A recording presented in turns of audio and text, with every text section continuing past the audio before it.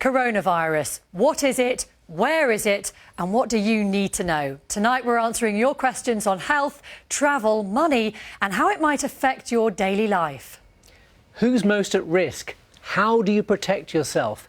I'm the BBC's medical correspondent and will be giving you the facts and cutting through the confusion.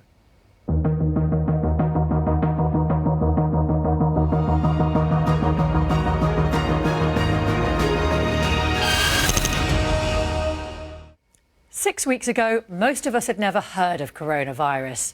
The first cases were reported in Wuhan in China in December. Today, it's in more than 65 countries. That includes Japan, the US, Italy, Spain, and here in the UK. Right now, there are almost 90,000 cases around the world, and more than 3,000 people have died. Now, that sounds like a lot, but remember, the world's population is 7.7 billion. Here in the UK, we've just recorded our 39th case, but the only British person to have died is in Japan.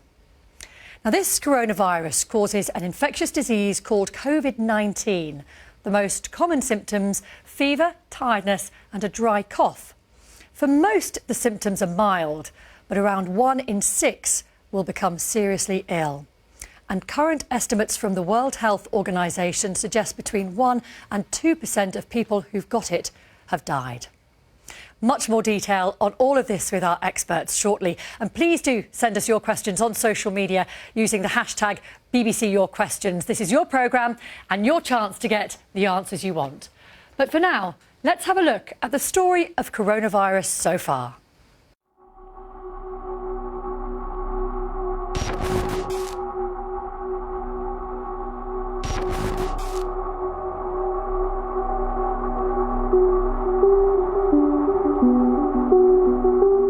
Early December, and doctors in China start to share messages about a new virus.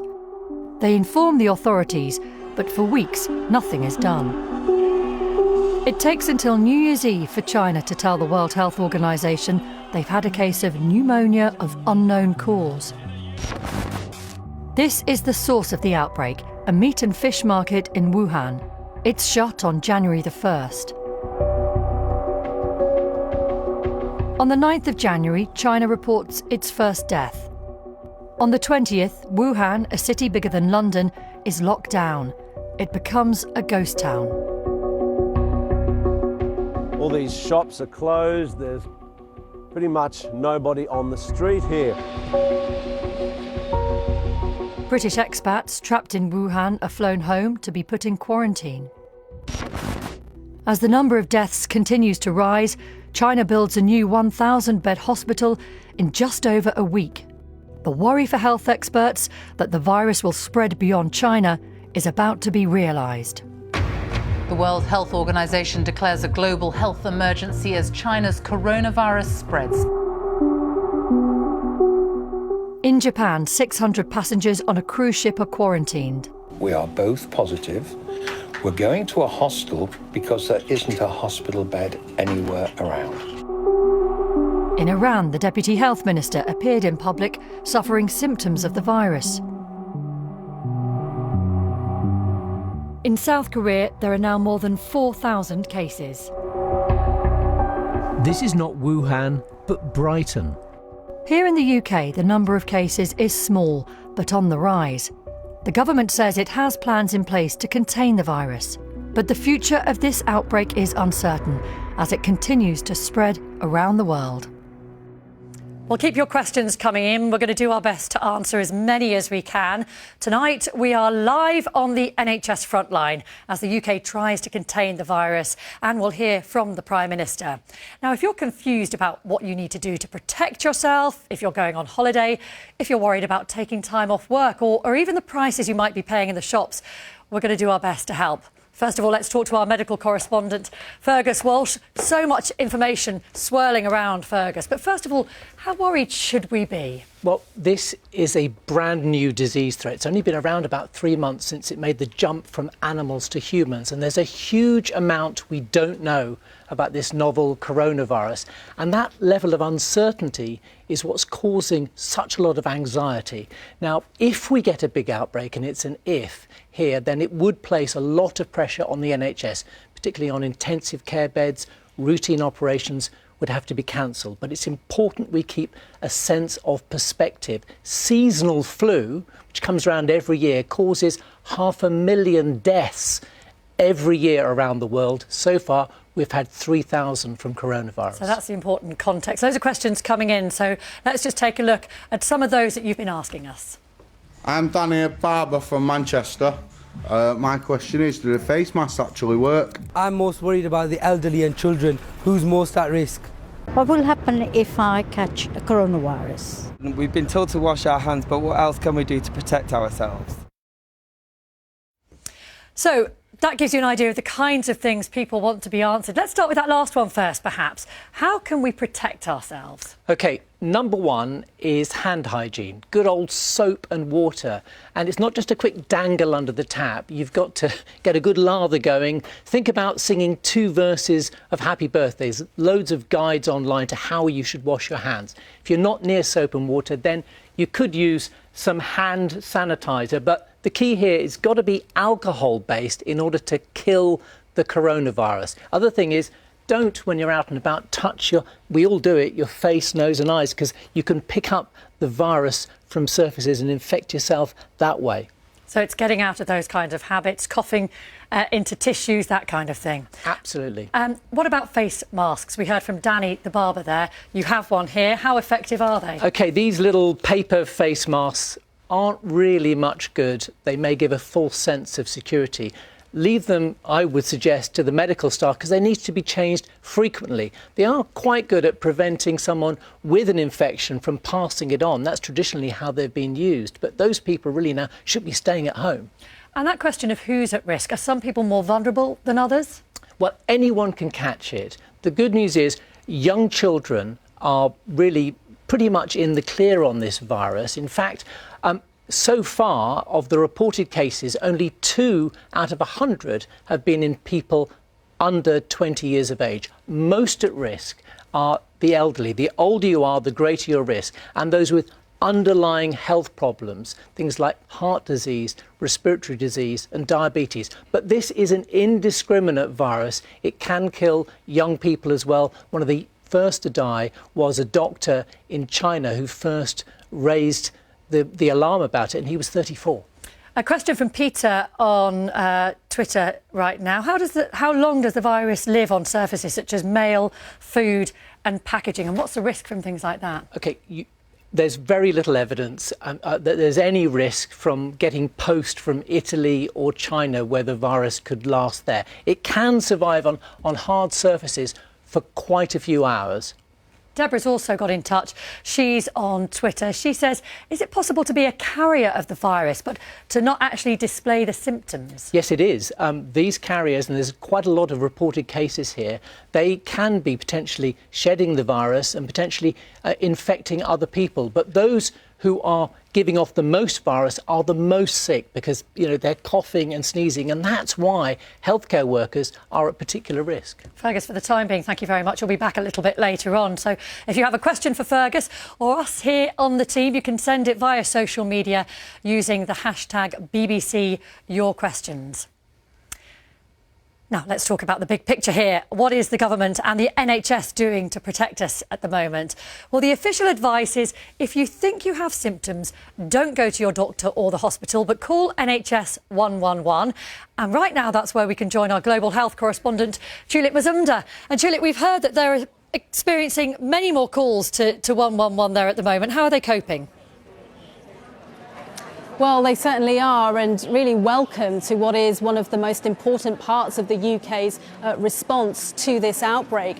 These call centre workers, which include call handlers, doctors, nurses, are dealing with around 4,000 1,000 calls every single weekday. And actually, in call centres like this around the country, they've seen a rise of around a quarter of call volume coming in, and that number is only expected to rise as new cases, or the UK braces itself for new cases. Well, we can speak to one of the call handlers here at the moment. If I could just disturb you for a moment, Yasmin Field.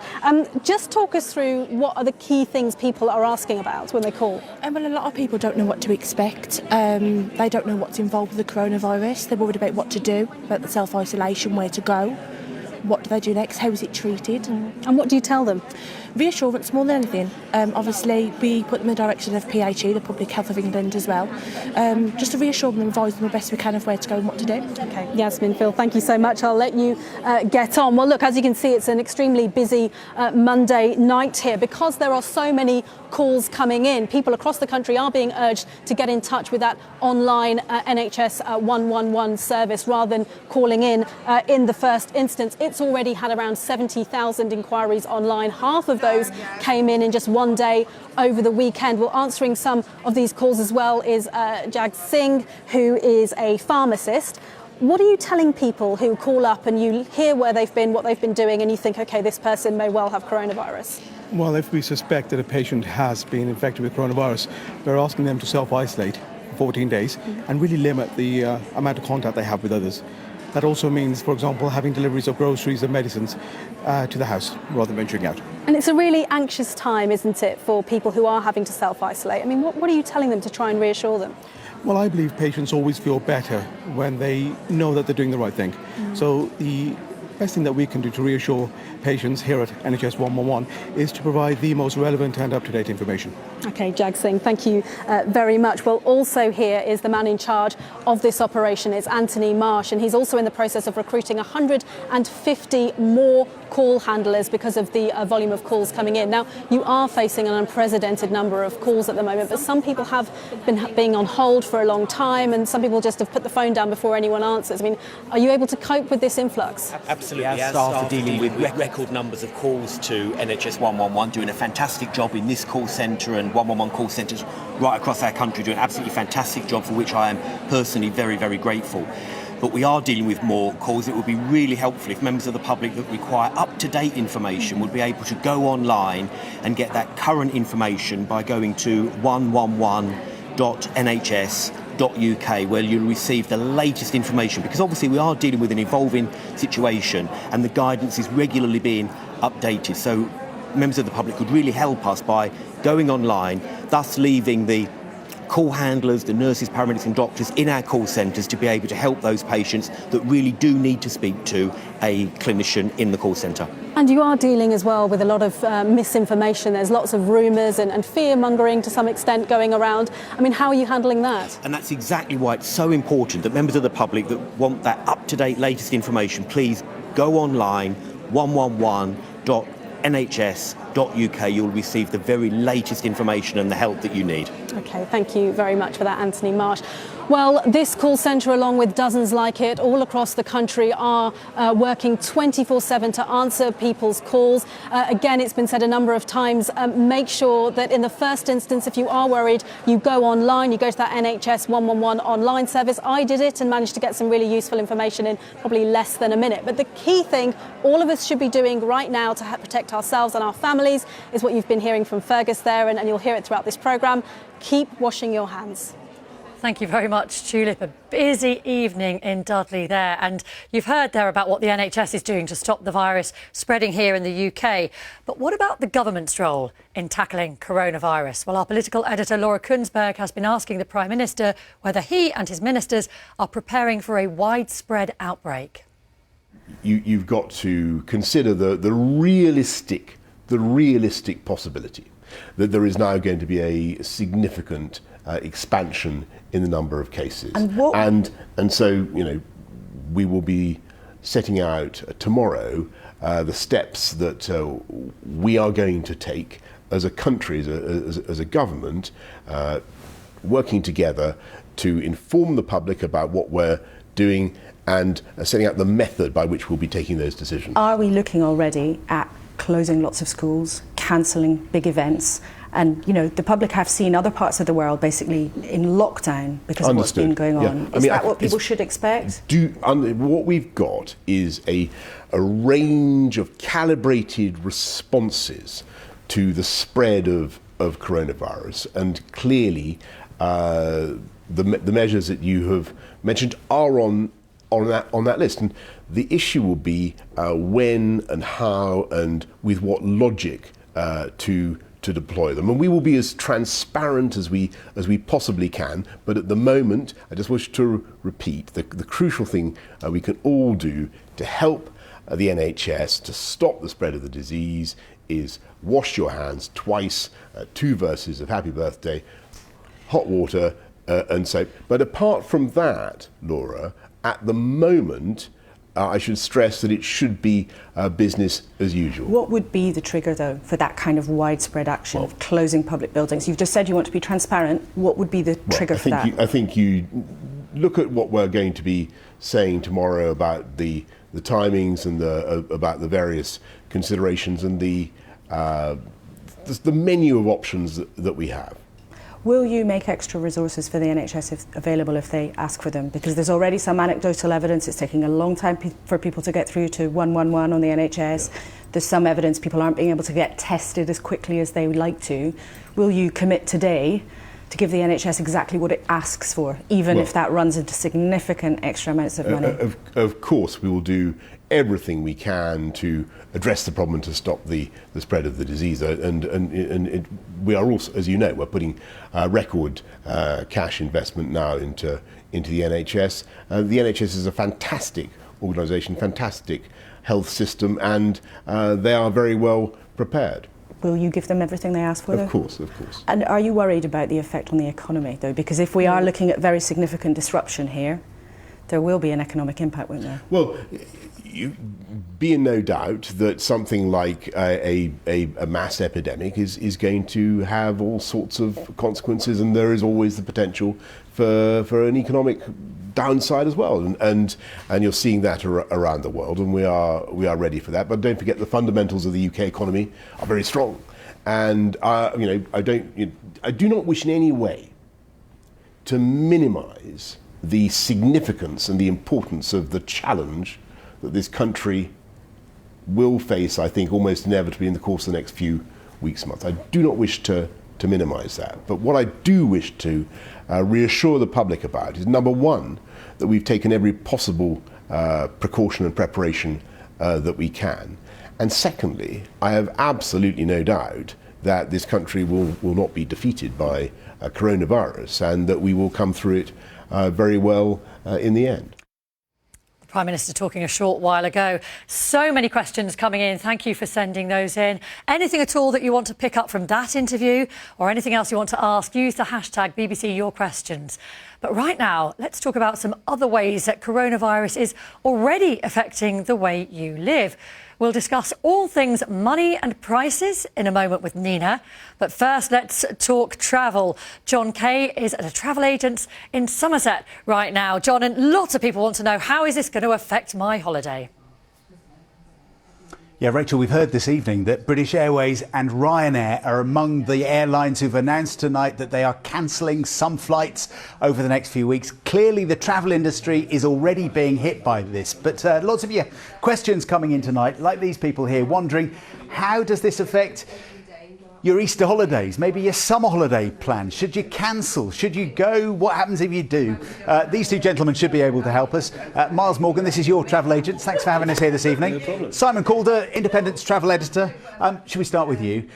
What is the official British government advice as things stand right now? For coronavirus, the only areas which are off limits are mainland China, that came in about 3 weeks ago, and 2 regions of South Korea and 11 towns in northern Italy. And they're, by the way, not places that any tourists would normally find themselves in.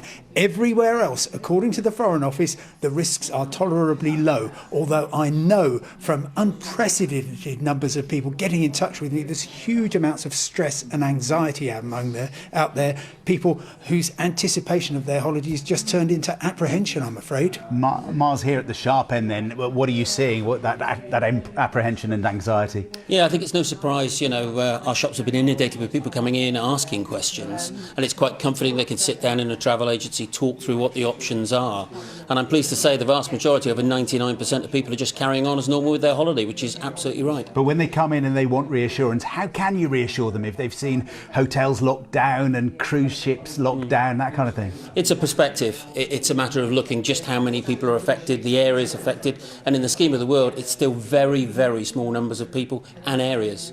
Simon, what is somebody's options then? If somebody's thinking, I don't want to go, I just don't fancy it anymore, I'm thinking about cancelling, what can you do? What should you do? You've got very few options. If you happen to be booked on one of the hundreds of flights cancelled by British Airways, Ryanair and EasyJet, then you can opt to get your money back. If you pay separately for accommodation or car rental, you won't necessarily get that back. You might be able to claim it from insurance, but that's very unlikely. The vast majority, though, of people who are booked to travel, if they decide not to go, they will lose some or all of their money. They won't be able to get it through travel insurance. And I must say, I know how upset people are, but genuinely, there's never been a safer era for British travellers to be going abroad. And I've seen some really irrational decisions made. I'm travelling a lot. Friday night, Stansted, talking to a lady in the security queue, keeping a respectable distance so that to minimise any risk. She's off to Cyprus. Her partner has decided not to go, so she's waking up on this wonderful island, no coronavirus, sun, healthy, lovely.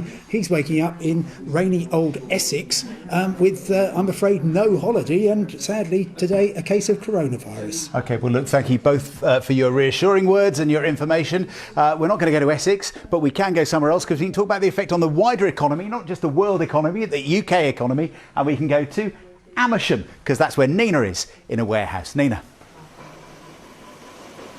I am indeed. Good evening, John. You know, China is often referred to as the warehouse of the world. Just have a little look around the room that you're sitting in. You can almost guarantee that something there was made, or at least part made in China.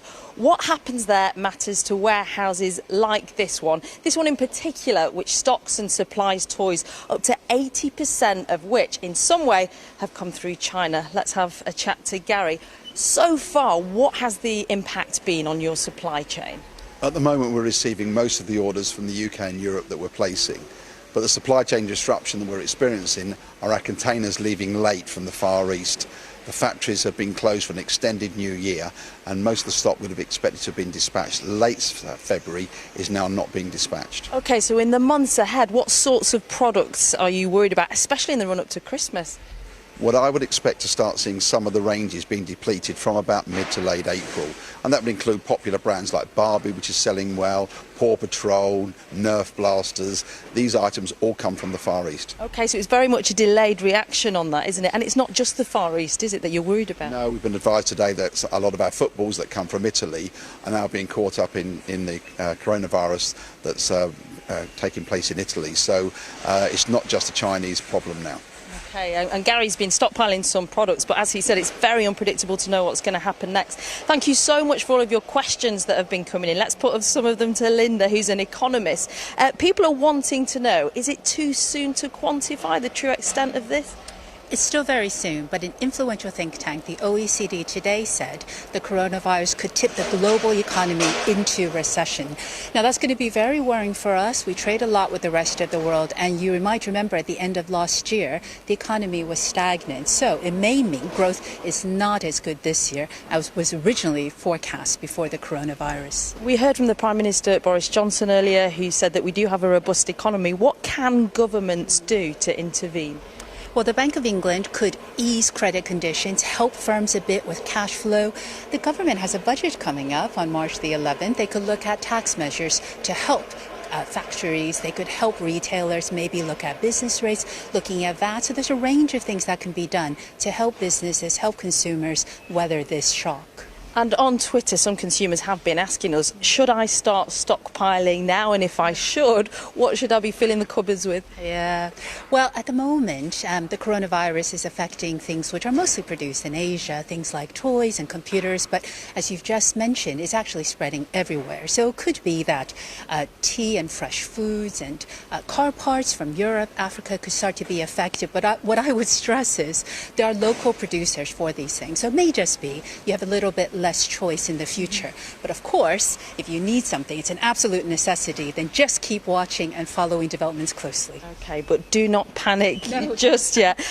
Thank you to Jim, thank you to Mike, to Sue and to Kay, who all got in touch to ask about your rights if you self-isolate. If you are fully employed, the advice from government is it's treated exactly the same as sick leave. But if you are self-employed, if you're on 0 hours contract, that's very much at the discretion of your employer. And just a thought to finish on, the markets when they opened this morning recovered to the tune of nearly 3% after a terrible week last week, the worst in over a decade. This is very much, when it comes to business and economics, a situation that's changing day by day. Rachel.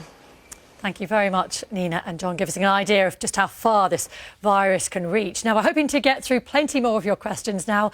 With us once again, Fergus Walsh, the BBC's medical correspondent, and alongside him, Professor Sian Griffiths, who is Emeritus Professor of Public Health. Thank you very much for your time. Now, we're going to start with a question from Tom. He wants to know what self-isolating actually means. And specifically, he says, can we share a bathroom, a kitchen and the bedroom? Can I dress the children? Can I talk to them? Help, he says. Fergus. Self-isolation, the cue's in the title. You've got to self-isolate. So if you've got kids running around and you've got to look after them, they've got to stay at home with you, but they may be very pleased to stay at home off school while you're waiting for your test result. Let's hear a couple more questions then that have been sent in to us. Hi, I'm Sophie, I'm from Manchester. How can we protect our children from coronavirus and will schools be closing? I'm Chase, I'm from the United States, and I'm wondering if someone is working on a cure for the coronavirus, and if so, how long it'll take to get to us. Well, Fergus, let's talk about children first of all. Are they particularly vulnerable? Should we be closing schools? They don't seem to be particularly vulnerable, but children are very good at spreading germs about, and school closures are always the first thing that public health officials turn to because they tend to bring the bugs home with them and then give them to more vulnerable people. So watch the children in that case. And what about that question about a cure? And perhaps we also want to talk about a vaccine. What treatment, Sian, is there and how close are we to a vaccine? This is a very new disease. And so at the moment, there are many groups of scientists working on both the production of a vaccine and on which antivirals might be the most effective. In terms of the vaccine, that takes time. So it won't be for about a year, and that'll be pretty quick if it comes then. So we mustn't rely on a vaccine. In terms of the use of antiviral drugs, they have been used in other viral diseases and work is ongoing at the current time. But again, any new development takes time. And in fact, in some cases, people will get better without any medical treatment Well, at all. 80% of people get better without that sort of treatment. Which is important to point out. Question from Paul. He says, why have we not set up checkpoints at airports to test for the virus? In some countries, you see those thermal imaging cameras. Well, those thermal imaging cameras aren't necessarily the answer because a recent study found they were about 10% effective in detecting a fever. And the other important factor is that you will have probably been tested at port of exit. You won't have a temperature as you come into the country. So it's much more effective to have the system that we have, which is flights from high-risk areas are met and people are given information about 111 and self-isolation. And a question here on social distancing from Claire on Twitter. She asks, should I be wearing gloves when I go out or I'm around other people? Well, gloves might help, unless you then suddenly touch your face. You'll be passing on maybe a whole load of germs that way. Really, social distancing, we maybe ought to start thinking about not shaking hands anymore. The French have advised the French citizens not to kiss on the cheek. So maybe we should all be careful about who we kiss. And my friend from China said to do this rather than The elbow anything. bump. The elbow bump. Yeah. New ways of social interaction Absolutely. in that case. Yes, don't do it too hard. We've had so many questions in, so let's try and fly through a few more. Lots of people are asking about whether you're more susceptible if you have asthma or HIV. What do we know about that and people with suppressed immune systems? OK, so suppressed immune systems, definitely. Asthma, yes. No knowledge of whether people with HIV are at any greater risk. And Sian, this is from Sai on Twitter. He says, how do I tell the difference between a common cold and coronavirus? through the test, probably, unless your symptoms go on to develop into chest disease, and then you're more likely to have coronavirus. But a sniffle isn't normally associated with coronavirus. Are the symptoms a little bit more specific? The symptoms tend to be fever, shortness of breath, and a cough. And a cold will probably have a runnier nose than that. Okay. But it's not foolproof, and that's why the tests are being done. There's a whole lot of testing being done through GPs and hospitals at the moment by Public Health England to see if we're missing any cases. And just a final thought from both of you, how bad is this going to get? Well, I've not reported on anything in a long career. Ebola, SARS, bird flu, swine flu, which has the same potential as the new coronavirus, but it's to cause havoc to the economy and problems in the NHS and to healthcare, but it's potential. And just think, TB, another infectious disease, kills more people every day than the coronavirus has killed so far. Sian and Fergus, thank you very much for your time. That's all we've got time for. But the good news is, if you missed any of this, it will be on the iPlayer. You can also find it on BBC Sounds if you want to hear it again. And there's lots more advice and explanation if you want to go to bbc.co.uk/coronavirus. And there's also a live Q&A with Fergus Walsh and Professor Sian Griffiths on the BBC News Facebook page coming up. They'll be answering your questions also on Instagram. Thank you very much for watching. Thanks for your time. Goodbye.